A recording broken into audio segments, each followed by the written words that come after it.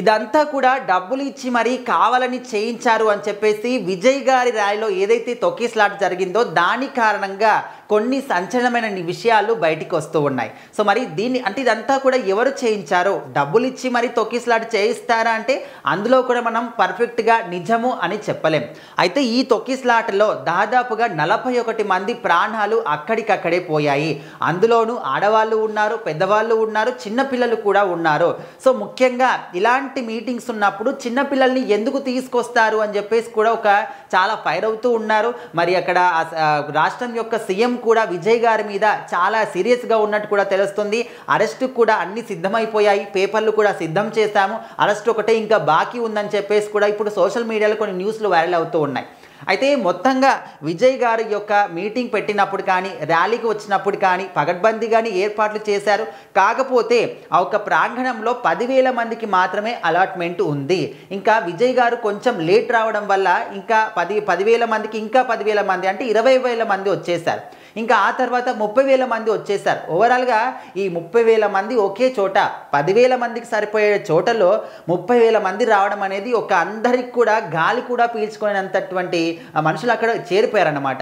ముఖ్యంగా విజయ్ గారిని చూడాలి అని చెప్పేసి అభిమానులు ఇంత భారీ ఎత్తున తరలి వచ్చారు. సో మరి అక్కడ ఆ తొక్కిసలాట కారణంగా 41 మంది ప్రాణాలు కోల్పోయారు. అంటే తొక్కిసలాట ఎందుకు జరిగింది, ఎక్కడ మొదలైంది, ఎవరు మొదలు పెట్టారు అంటే ఇక్కడ ఇప్పుడు అంతమంది వచ్చినప్పుడు ఆటోమేటిక్గా తొక్కిసలాట అనేది జరుగుతూ ఉంది. ఇంకొంతమంది భయాందోళనకు గురైపోయి ఒకరి కాళ్ళ కింద ఒకరు పడిపోయి అక్కడికక్కడే చనిపోవడం అండ్ ఒకరు ఇద్దరు అంటే ఓకే, బట్ 41 మంది ప్రాణాలంటే ఇది మామూలు విషయం కాదు. సో మరి ఈ విషయానికి విజయ్ గారు కూడా ప్రతి ఒక్క కుటుంబానికి సానుభూతి తెలిపారు. అయినప్పటికీ కూడా వాళ్ళ ప్రాణ నష్టాన్ని ఎవ్వరు కూడా పూల్చలేరు. ఒక కుటుంబానికి నష్టాన్ని ఇంకెవ్వరు కూడా పూల్చలేరు. ఎందుకంటే ప్రాణం అనేది ఇంకా పోతే ఒకసారి పోతే మళ్ళీ రాదు.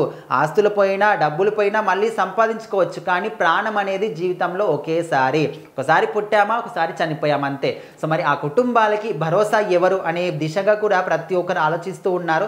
అయితే ఇక్కడ ఇంకొక విషయం ఏంటంటే చాలా మంది విజయ్ గారి సపోర్టర్స్ ఏమంటున్నారంటే ఇదంతా కూడా కొంతమంది కావాలని సృష్టించారు అక్కడంతా కూడా విజయ్ గారి పార్టీ ఒక మీటింగ్ అయినా ర్యాలీ అయినా కూడా చాలా పర్ఫెక్ట్గానే ఏర్పాట్లన్నీ కూడా చేస్తారు. మరి ఉన్నట్టుండి సడన్గా ఇట్లా ఎందుకు జరిగింది అంటే పడని వాళ్ళు ఎవరైతే ఉన్నారో ఆపోజిట్ పార్టీ వాళ్ళు, సో వాళ్ళు కావాలని చేయించారు, కొంతమంది ఇక్కడికి పంపించి మరీ తొక్కేసట క్రియేట్ చేశారు అని చెప్పేసి కూడా కొంతమంది అంటుంటే, ఇంకొంతమంది ఏమో ఈ మీటింగ్ వచ్చిన వాళ్ళందరికీ కూడా 1000 రూపాయల చొప్పున ఇస్తామని చెప్పేసి అక్కడ ఉన్నటువంటి వాళ్ళు తీసుకొచ్చారు, అందుకోసమనే పిల్లలు కూడా వచ్చారు అని చెప్పేసి కూడా ఇంకొంతమంది అంటున్నారు. ఎవరు ఎన్ని రకాలుగా చెప్పినా కూడా అక్కడ మాత్రం 41 మంది ప్రాణాలు కోల్పోయారు. ఆ ఒక కుటుంబాలకు ఎవరు భరోసా ఇస్తారు అని చెప్పేసి ఇప్పుడు మాత్రం మరి రాష్ట్ర ప్రభుత్వం ఎలాంటి నిర్ణయం తీసుకుంటుంది, ఖచ్చితంగా కఠిన నిర్ణయాలే తీసుకుంటుంది అని చెప్పేసి అయితే ఒక న్యూస్ వినిపిస్తుంది.